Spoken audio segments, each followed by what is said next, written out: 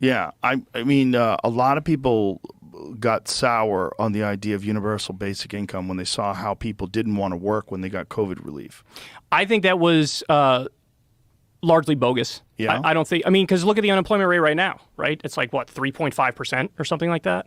It's like the unemployment rate was relatively stable in this area, but there were all these media articles about like, oh, nobody wants to work because they got one check for $1,400. I think there's also a thing that happened to people where their employment was taken away and then they had to reassess their values and what they wanted to do with their life. I think that had a significant impact because there was a lot of people that were like deep in the grind and thought they were going to be rewarded for it, and then all of a sudden, boom, everything's taken away from them. And then like, what the fuck am I doing? I want to do something different.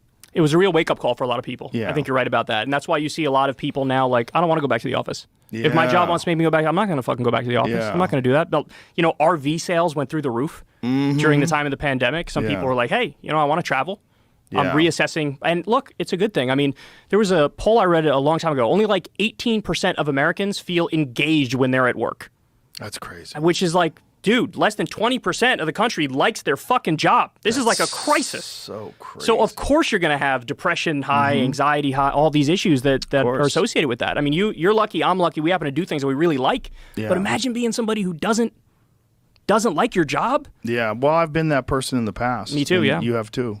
Yeah, it's not a fun existence. The difference between the overall happiness of being able to do what you enjoy versus doing something that you have to do, it's immeasurable. It's night and day. The impact that it has on your psyche, the way you think about life, the way you think about the weekend, the way you think about Monday morning, it's just a totally different way of existence. And also, it's not like these people that are in that 18% that enjoy their job, like they suffer more. They're more, generally speaking, they're happier, they live better, they have a better possibility for the future, they're enthusiastic about it, whereas the vast majority of those people that are doing something they don't want to do, they're barely even getting ahead. Like, that's right. What percentage of people are actually saving money and like putting together a nest egg? And how many people are living check to check? Over 70%. Jeez. Over 70%. You know, Crystal did a good thing recently. There was some study that came out which showed the happiest people, what profession they're in, and the most depressed people. The happiest were farmers.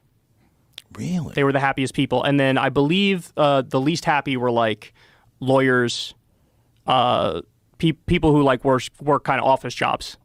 And probably massive hours too. Yeah, that's but just gonna the wear theory out. was like the people who, and I'm forgetting the others that were at the top, but the theory was that like people who are more working with their hands, they're outside, they're actually doing something of value, that those are the people who are happier. And that makes sense to me, you know?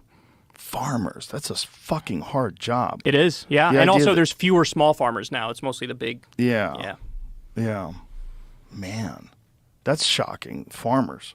I would think it'd be like artists or something. Someone who does something that... Some artists are tortured, Yeah, you know? that's true too, right? Yeah. Yeah, and that's why they're artists in the first place. They have all these emotions and conflicted ideas, and it comes out in their art. But you've talked about the impact of nature too, you know, like when you're out in nature, and I feel this, I get it to a much lesser extent because the thing that I'm doing in nature is not really in nature, golf. But it is in nature. Well, yeah, you're out, the It's grass a is there. manipulated Right. nature. Yeah. It is a manipulated nature, but like when I'm out there after I play, I feel fucking great.